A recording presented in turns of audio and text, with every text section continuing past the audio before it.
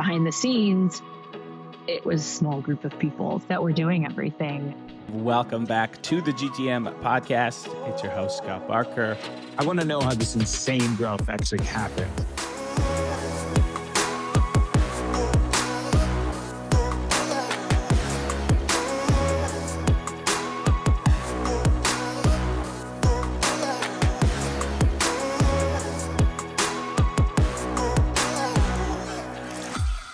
Hello and welcome back to the GTM podcast. It is a good day to be a day. It's actually my birthday today of all days. I don't know when this is going to actually come out, but it is my birthday, so feeling good and excited for this one. It's going to be a super fun conversation and a topic we're going to touch that I love to geek out on. So this is going to be fun. I am joined by Anthony Kennada. Anthony, welcome, man. Scott, happy birthday. Thanks so much for having me on. Honored to be spending it with you. Thank you, man. Thank you.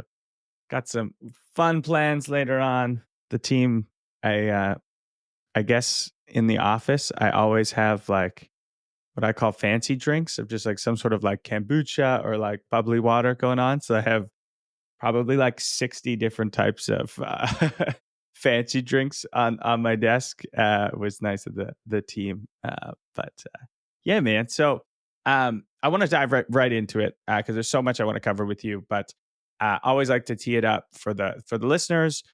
Just a quick bio. So Anthony is currently the founder and CEO of AudiencePlus, an incredible GTM fund portfolio company. It's been awesome to see your early success.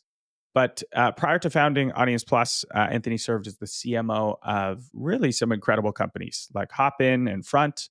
And big claim to fame was, the founding CMO of Gainsight. We've all heard of Gainsight.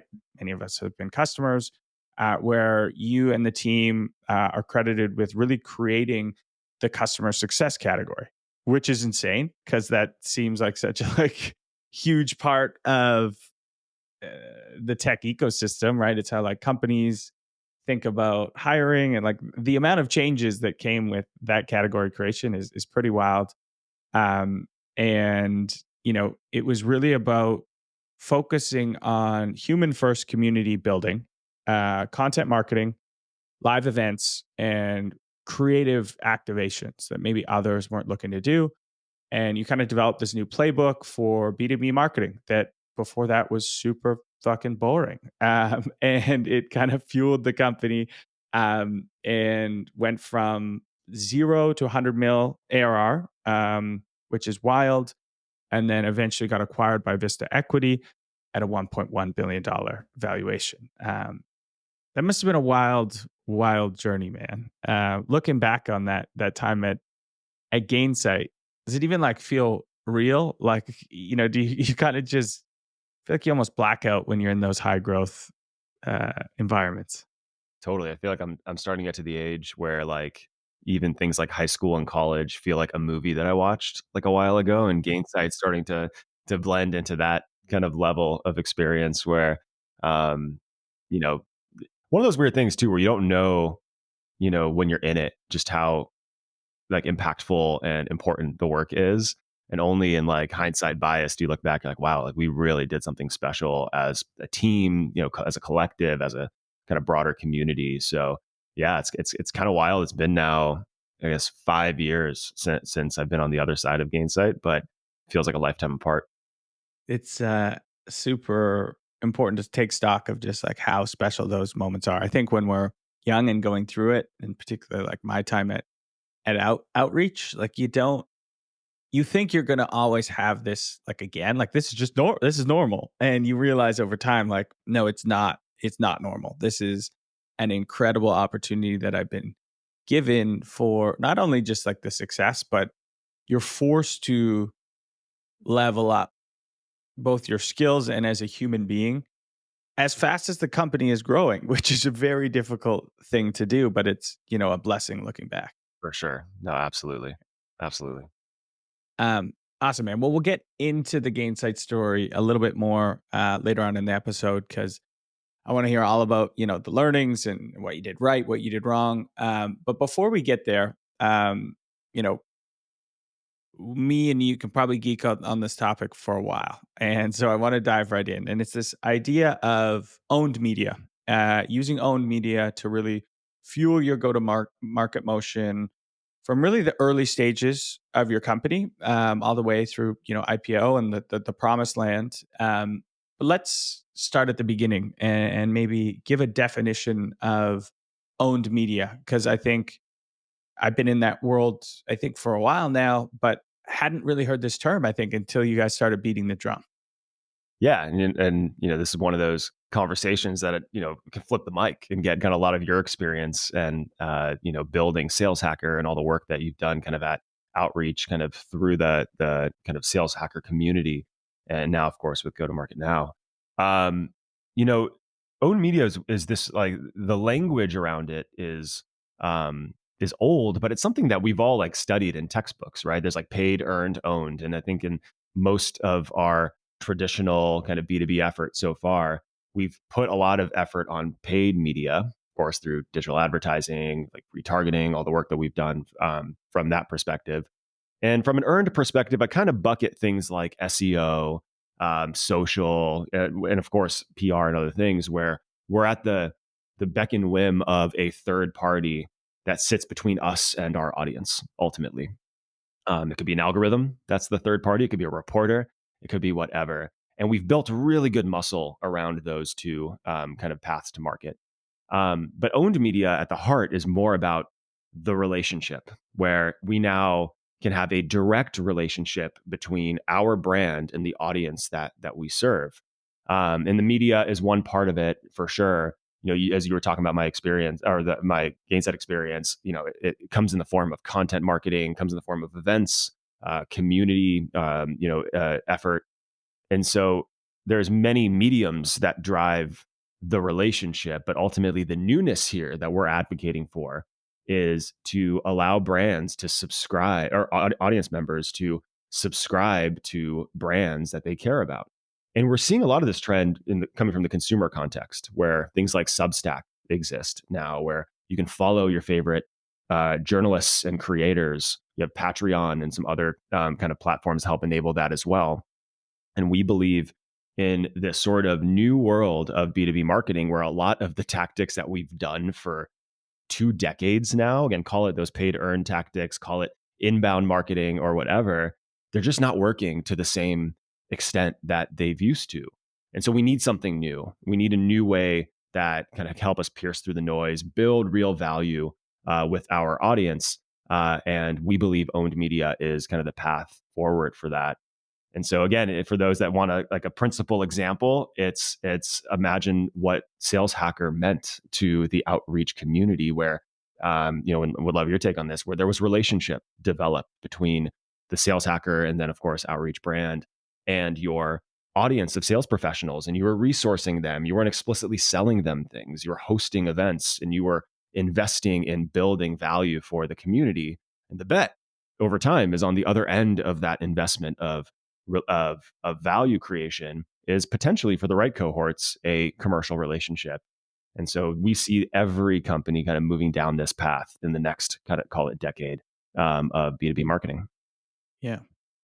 I mean, we definitely see the world in the same light. I think the owned media also goes into this idea of like ecosystem led growth that I talk a lot about, which I feel like is the future of how we're going to take products to market and scale those products. And that is around, I often say one pillar is like building networks. And a great way to do that is content, is media, is community.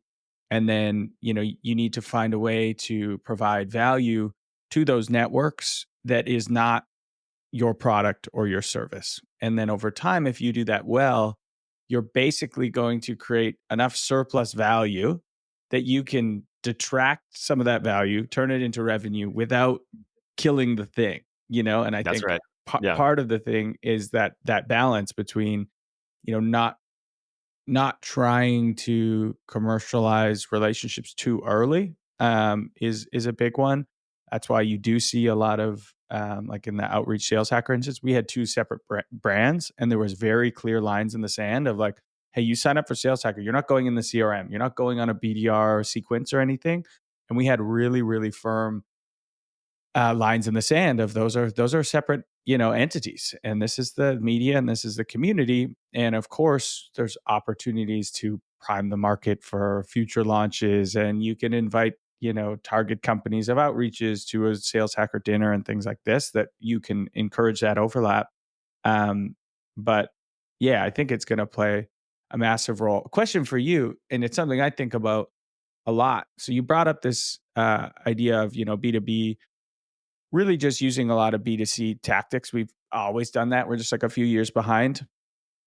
And what I'm seeing, and I talk to a lot of founders every day now, is so in B2C, you look at almost every brand that's been launched that's almost like an overnight success, oftentimes by celebrities or big influencers, thought leaders in that world. They have the distribution engine. They build the media and distribution before the product, not the other way around. For the last 50 years, 100 years, we've been building the product and then trying to get demand, and now it's flipped. And I think that trend is coming pretty heavily in B2B as well. I mean, we certainly did it. We raised technically, I think it's a pre-seed round, but we did our initial round of financing almost 2 years ago to the day. We started kind of building, our first few hires, kind of, as anyone going from 0 to 1 does, you start building like your initial like prototypes and Figma screens and getting feedback, and then initially building the initial product. We still have ways to go to get to commercial viability on our initial product. But meanwhile, we had a story to tell, and we had conviction around this new way of working within the marketing kind of playbook. And we were observing just the pain that was happening. This is, late 2022, almost early 2023 planning cycles around, efficient growth and budgets not being what they used to be. And so we said, look, let's launch our brand and our media engine and all of our intentionality around LinkedIn and audience building well ahead of even telling the world what our product does. And so we spent a good part, call it about a year or so, marketing the problem before marketing the product. And as a result, what was fascinating, and we're still in the early innings for sure, but owned media, this language or building an audience, these things that, we didn't see in sort of the common vernacular of B2B marketing. We're still in this like MQL, like, whatever kind of taxonomy, but we started to see people, complete strangers, unaffiliated with a company, saying it back to us, which for a founder or an early stage entrepreneur, what's amazing is you're starting to get that problem market fit. In addition to building the distribution, because we were driving people to subscribe to our content, to kind of follow along and follow more and get more value. So then when we did launch the product and the company more formally in May, we launched into an existing audience that we had been cultivating for about a year or so. So I think this is definitely the way to launch a B2B business, maybe to your point, any kind of company in this kind of next generation. It's starting with distribution first, again, to the power of ecosystem, power of community, and whether that's folks that are actively listening within your audience, maybe it's advisors or, mentors or other folks that are some of the early, folks that could help validate the story. But it's a much different playbook than it was, who knows, like 5 years ago to really start a business. So my brain sometimes goes obscure areas, but this is a question as you were talking that I'm thinking a lot about, is so there's I think companies are waking up to this idea. They're starting to invest more in media, invest more in brand, invest more in employees' brands. So I think to build a good media company or a good community, you need like a few figureheads, right? Like people usually connect with like a human being over just like the identity of a community. And you do see, like Barstool Sports, they bought it and then they're like, oh, this is not as valuable without the founder at the helm. And then it goes back similar, Sales Hacker and Outreach. We left Outreach like, oh, this is great, but like Max and Scott were sort of the bridges between the two. And so how do you think about that? Because just objectively, that's an inherent risk for a company. I'm a CEO of X software company. I'm pumping all this money into a community. I have 2 or 3 people running that helm. And if those people, leave, they can be seen as the community. I would love just your thoughts on that. I think it's an interesting thing to explore, and maybe there's ways to mitigate that risk. Well, part of what I've seen too is just in my own work history, working for great CEOs who were the embodiment of the brand. Aaron Levy at Box, Nick, of course, with Gainsight. And, I think there's great strength in that, in the sense of people, to your point, people buy from people. You are sort of the physical manifestation of the brand and someone that hopefully is a bit more relatable and authentic and can help would-be customers understand kind of what you stand for as a company. I'll go so far as to saying I think it's a responsibility of whether it's the founder, CEO, or some group of people that can be spokespeople for the business, to be on camera. And that's uncomfortable for a lot of people. Like, I'm an introvert myself, but I push myself to be on camera. And it's one of those things like getting in the gym, like you just put in your reps and it kind of gets easier along the way. But I think like in this new sort of, world that we're operating in, you have to be out there. Now, the challenge to your point is what happens if, God forbid, the CEO leaves or something happens or whatever, like, what do you do then? And so I think it's really important to transfer this brand equity from just the founder into the kind of master brand of the company.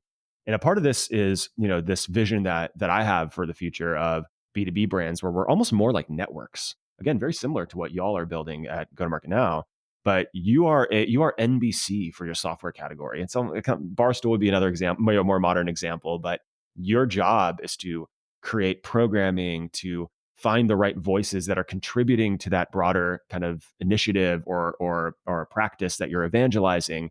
And you are the go-to destination for that conversation. So now what happens is your CEO is no longer the sole kind of brand equity that you might have needed, especially in the early days, to start the momentum and start rolling the rock down the hill or whatever.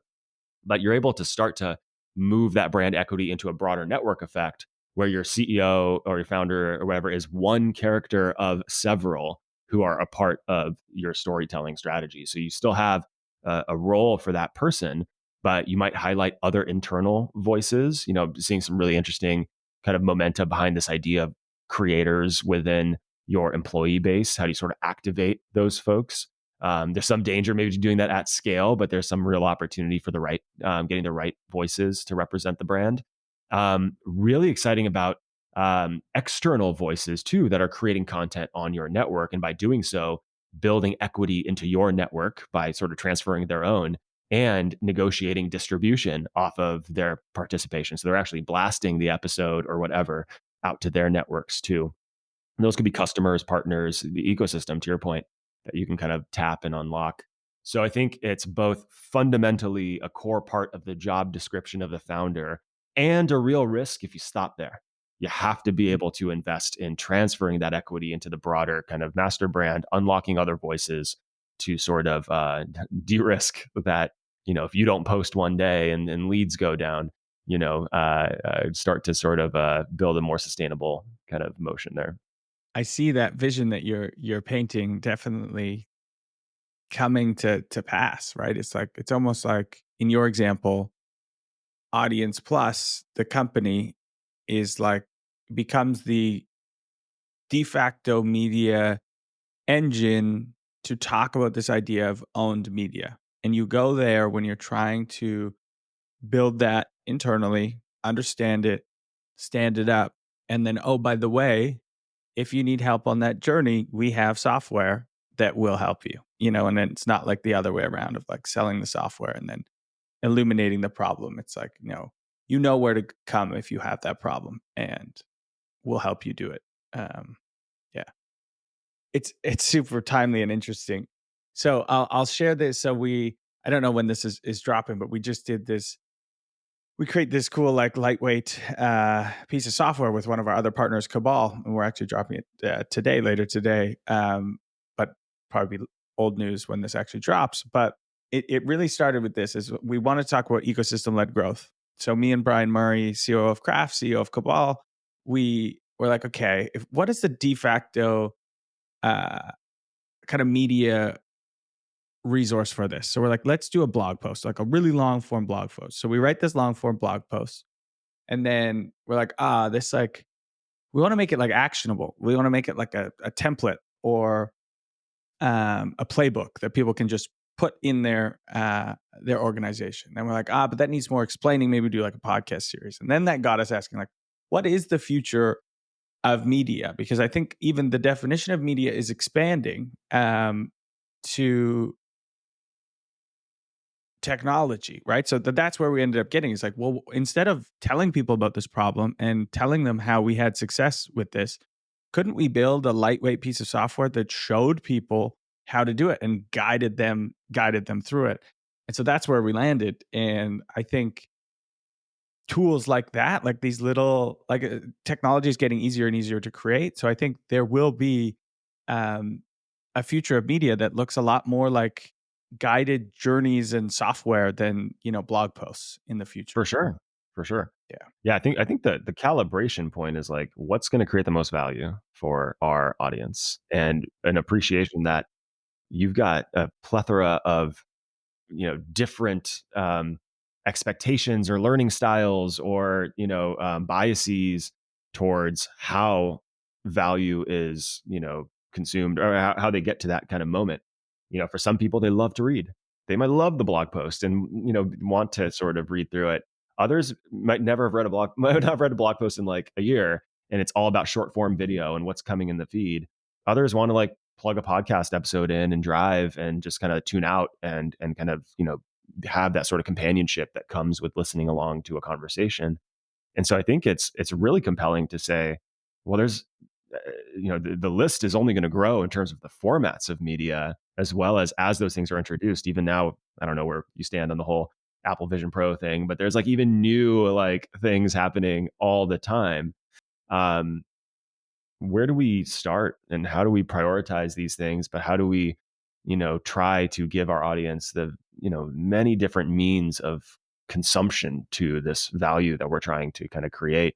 And I think web apps, tools, these are things that for kinetic folks that want to get their hands on the keyboard, they don't want to just listen or watch. That's a phenomenal, opportunity and channel to invest in. Yeah. Fun times, man. It's pretty cool to live in a world where that is an option of these other mediums that we can now play in. But the last question I had on this topic, and it's a tough one, and it's one I think everyone is trying to figure out. I spent arguably most of my career trying to figure it out. Is that idea of transitioning from kind of the second pillar to the third pillar, which is you've built this network, you've created enough value in this network through kind of owned media, and now you're trying to get that to actual revenue. I think that's where a lot of people fall down. There's like people get slaves to attribution, and like this wasn't directly attributed, and there's all these like issues. How do you advise your customers that you work with when they come back and they're like, hey, listen, this is clearly working, but I got to go show my CEO, and like, I know this is working, but I got to go to the board, my CEO, and like come up with some numbers. How do you advise them on that? Well, this is really the newness that we're advocating for, because I think this idea of like companies becoming media companies, it's almost like a meme now. It's been around for, a decade probably or more. But the missing piece has always been data. It's been, to your point, it's an attribution war. It's like, I got $30K to do a video project, worked with this agency, we put it on YouTube, we got like 200 views. Then my CEO is asking me like, how did it go? And I'm looking at GA, trying to see what happened traffic on that day. Did we distribute it right? And then like, that's the posture that we take to proving the value of media. And surprise, if that's the way we do it, chances are you're not going to get the 30K for the next video next quarter. because it's nearly impossible to prove the value. I'd argue even with some, even, not to make a total hot take, but SEO in some cases too, where we're producing a lot of content optimized for an algorithm. We're trying to measure that through organic traffic, which again is good, but still there's this like, well, did it or didn't it? How did page rank affect traffic, when that post happened? And there's all this ambiguity that for a CRO or a CEO, they're like, I don't get it. Like, can you just tell me what's working and what isn't working? And so we think that the change that's going to help us really unlock this business model is this idea of subscribers. And this is where we've spent a lot of time, as we thought about how to tell this story, focusing on the owned media component because of this idea of collecting subscribers to your content and your thought leadership. Because there's a couple components that happen, or three things that happen there. First, the digital conversion rate. Today, a typical B2B SaaS company sees a 1 to 2% conversion rate when they're leading with like get demo or talk to sales or start using the product. Companies in the consumer media industry, and we're seeing within our own customer base, are seeing upwards of an 8 to 10% conversion rate when the call to action is to subscribe. Because you're consuming maybe a podcast episode just like this and you want to hear more and you want to kind of follow along. And so there's a higher proclivity to subscribe and versus want to talk to a sales rep and buy a product that you may not have budget for today. The second bit is when they're doing that, they're now entering into a first party relationship with you from a data perspective. This a little bit gets into our product a little bit. I'll resist the temptation to go too deep into that. But as folks are now opted in to your content and you have the sort of email consent to reach out to them, what we see is you now have this sort of like digital breadcrumb trail of what they're engaging with, what topics are they interested in, where are they finding your content, how are they sort of getting to your site, are they commenting, are they sharing, and then if you were to almost take a step back and model success and say, hey, we find that folks within our content universe that interact with this asset or this creator or this topic have a outsized propensity to convert into an opportunity.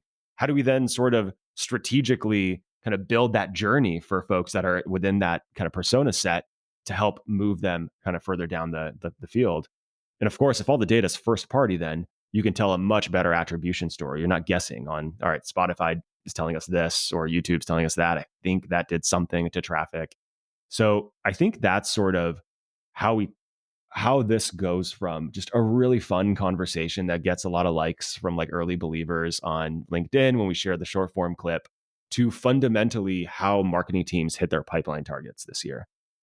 It's that connection, it's that data kind of orientation, and it's using the data to influence content production decisions, how we distribute the content, how we enable the sales team and the CS team kind of with the content, ultimately tuning towards driving outcomes for the business. Not dissimilar from what HubSpot and inbound marketing and marketing automation has introduced for the last 2 decades, but new formats, new channels, and this idea of driving subscribers, which we've seen from the consumer context with Substack again and others, is a behavior that buyers are willing to do. It feels almost like in that world, we'll be able to actually deliver on the promise that like lead scoring back in the day, like thought that it would solve, right? But we had all these like disparate, it was reliant on third-party data. So you couldn't really tell the full picture. And now you have this first-party data right into the, hey, here is the blog that they keep consuming. And here's the part of the blog they keep consuming. And we know when someone reads that paragraph more than once, the win rate goes up by 30%, and then they hit this thing. It can get so ridiculously specific. And then I always say this a lot, and it's about like personalization versus relevance is, it's my birthday today. I like to go to Vegas, I just do. I don't care if they send me a birthday deal right now saying, hey, Scott, we got this deal to go to Vegas this weekend. I don't care if it's like the least personalized thing ever. It's relevant because they know me and they're like serving that up. So personalization is great, maybe gimmicky, whatever. But if you're able to be hyper relevant and you can have a really good like guesstimation of what this person is searching for from the content that you own that they're consuming, you can come with like the most relevant thing And that can actually be automated. You don't need a ton of humans to do that, which is also interesting, you know? Absolutely. Yeah. Personalization around like firmographic context is super helpful for driving conversions. Really good. But personalization around the relationship, as you kind of laid out there between Vegas and yourself, gosh, like that feeds the sort of emotional part of our brains as humans, right? And kind of how we operate.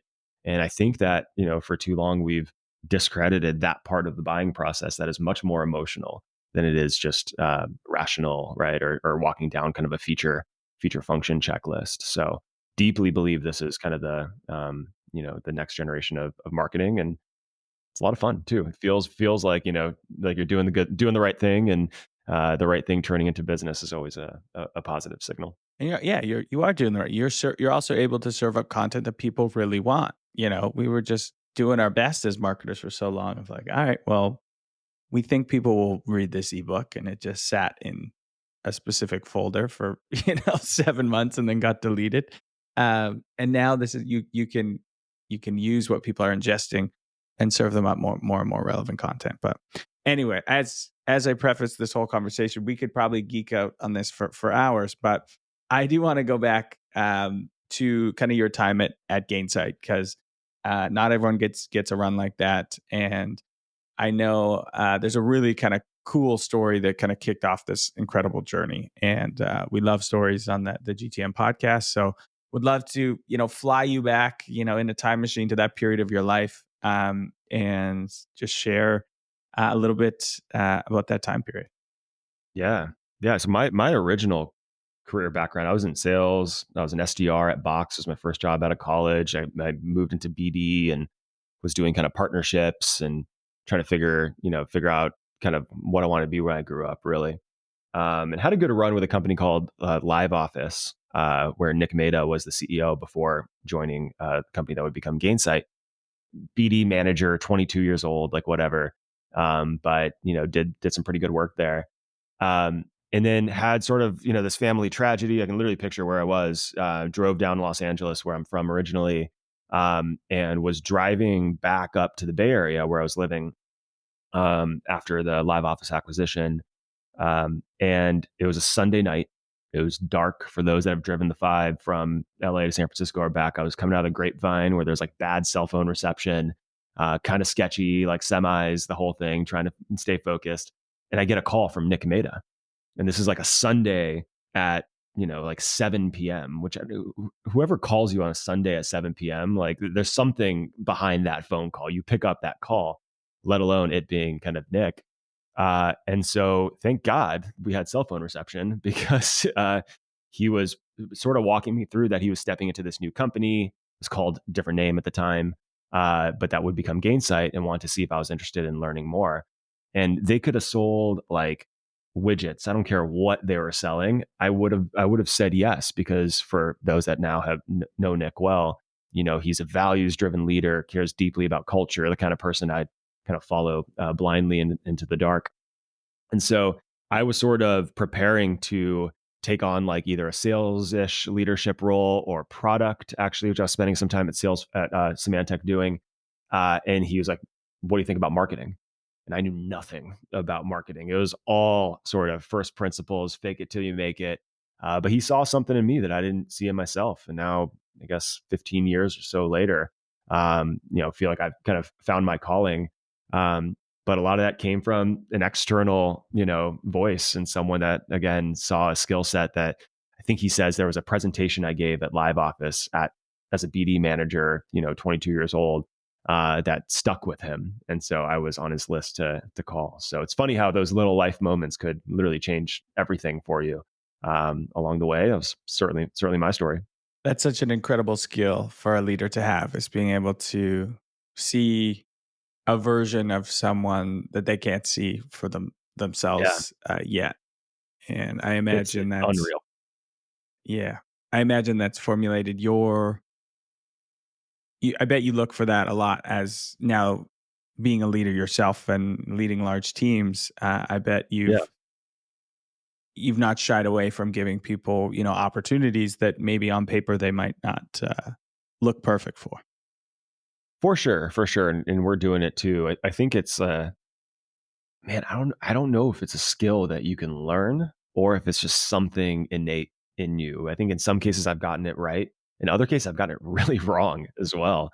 So I admire Nick for sure and folks like him. And you hear these stories, right? The Silicon Valley kind of legendary, founders that have gone before. They've figured out a way to hone this in. And I'm curious as I kind of develop as a CEO founder if I can, kind of work that muscle. But I admire folks that can so much. Mm-hmm. Yeah, it's a superpower. Maybe one of the strongest superpowers in the world. That and getting people to follow you, and then being able to give that vision of the future of someone else's potential is big. What did you kind of learn from that experience? So you're given this opportunity, you're kind of building the plane as it flies. You're not only are you in a high growth environment, but you're also skill building at the same time. What did you learn from that experience? Yeah. Well, I mean, that was really where a lot of this, we're calling it own media now, but this sort of like brand building, kind of audience building type muscle happened because I stepped into the role. I Wikipedia'd demand generation so I can sound smart to talk about it in the interviews, basically. But any exposure I had to marketing was through consumer marketing, through like Airbnb as the sort of like legendary brand, following like I weirdly was inspired by like late night television, like James Corden doing carpool karaoke and how he sort of built these like serialized content kind of things and distributed them on YouTube. And so thankfully, that ended up being the winning kind of strategy for us at Gainsight because we didn't have this like incumbent competitor in our space that we were trying to unseat and steal market share from. In fact, like when we saw that customer success professionals were, I think there was like 100 or so of them on LinkedIn at the time. But there was this underserved kind of persona that no one was championing. So if I like spent my first 90 days spinning up like AdWords campaigns for customer success, no one was searching for those words. If we were doing an outbound campaign or list building for customer success professionals, the TAM is 100 people. So the old playbook just didn't work and it wouldn't have worked. So we did weird and unnatural things. We hosted a conference 3 months into, our time as at the company that wasn't about us or our like 3 customers at the time, but all about this practice of customer success. That sort of proved the hypothesis of sort of investing in thought leadership. So we kept going. We developed content on our blog. We produced a podcast. We started doing, live virtual kind of workshops and virtual programs. And so the thesis around, okay, and I think we talked about this earlier, if I can create value for that persona, would they eventually buy the software? And the answer was yes. And a really interesting kind of component to this too, for anyone listening who's either in an early market or creating a category or anything of the like, is what's interesting about all that activity is it kind of pulls the market closer to you from a timing perspective. Where we today are on this podcast talking about like owned media is this like future thing. A lot of the work that we're doing in marketing is to make that future a lot closer so that as we start launching these products and services, like we're able to sort of catch the wave that we're creating. And so all that was learned at Gainsight by doing.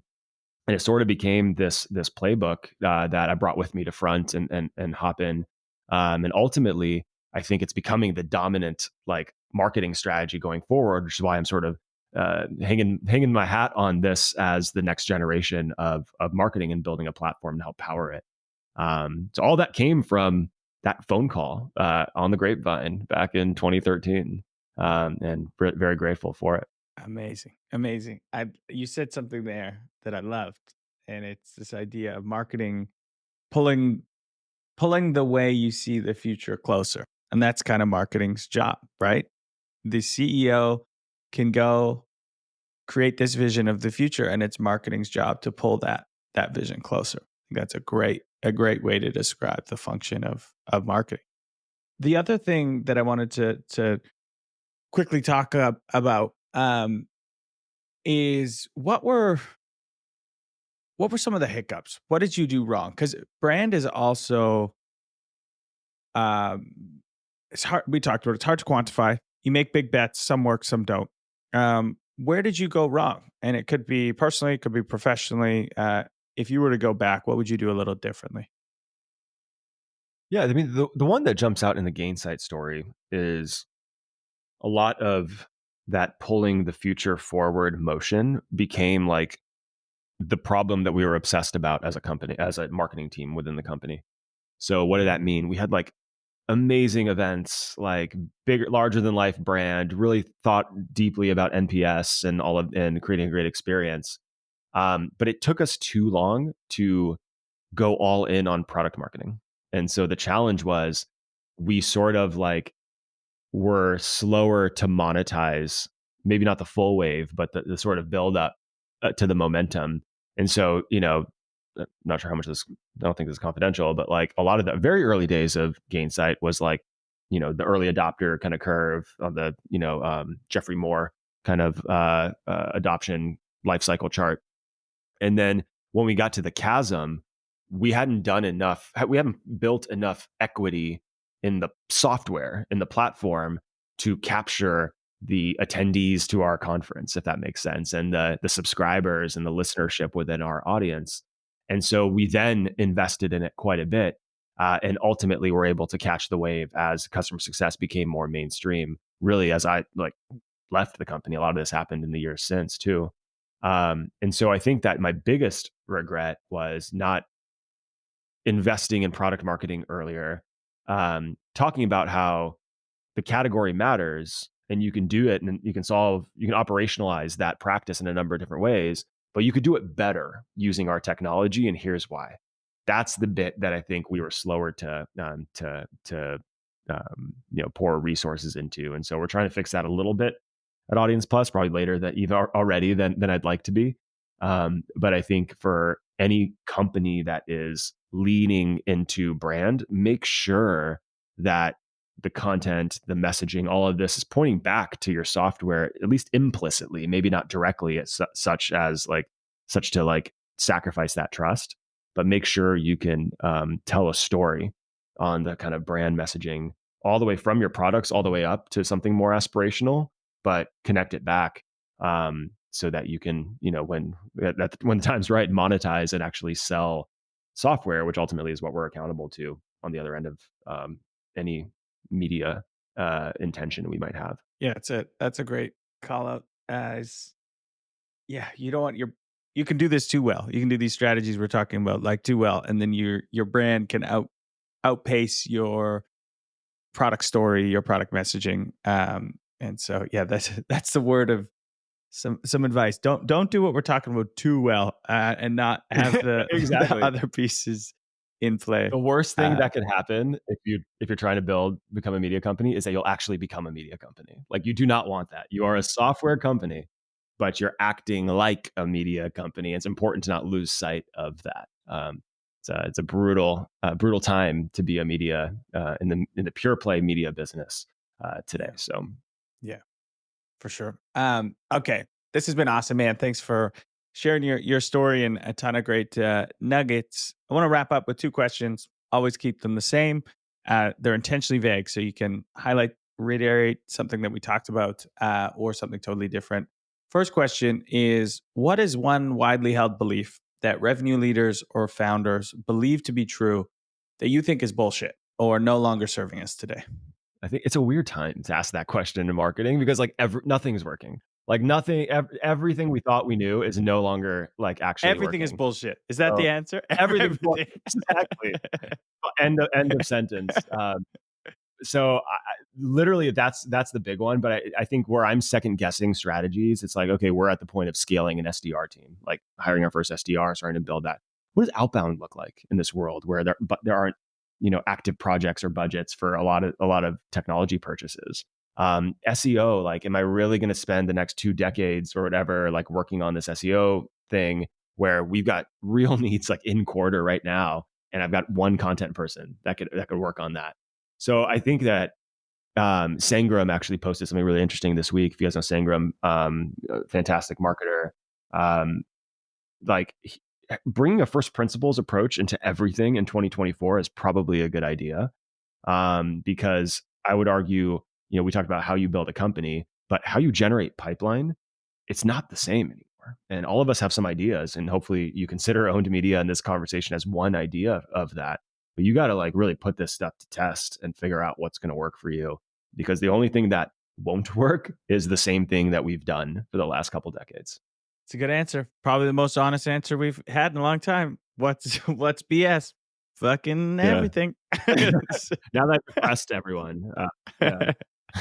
Yeah. No, I love it's incredibly important. I think what was cool about your story too, tying it back, is like Gainsight, as with no big incumbent, you had a forcing function to approach everything with first principles.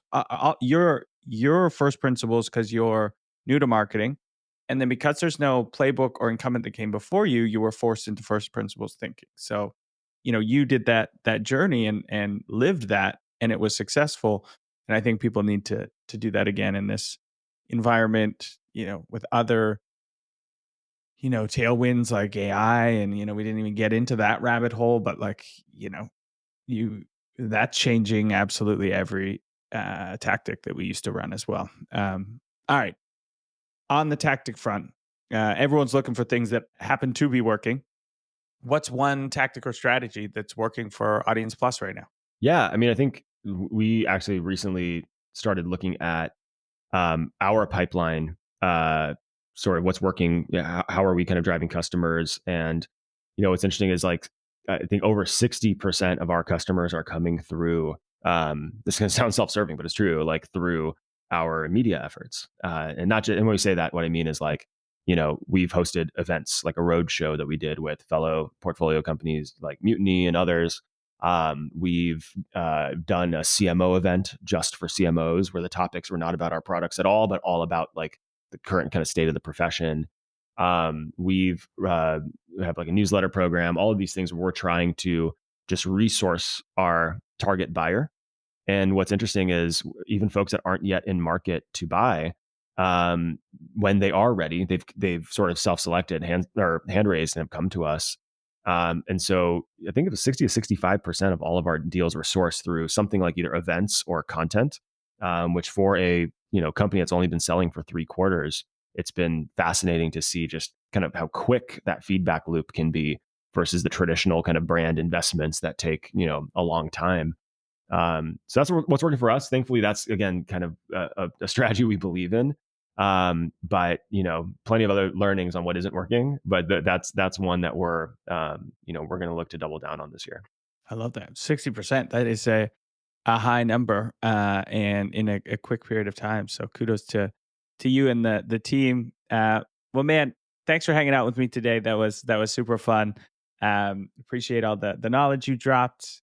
And to all our listeners, thanks for rocking with us and lending us your eardrums for the last 45 minutes. I always say, listing's one thing, executing is something different. Take some of these lessons, ideas, apply them to your business, and go out there and have a good quarter. It's tough out there, but we got this, and we'll see you next week.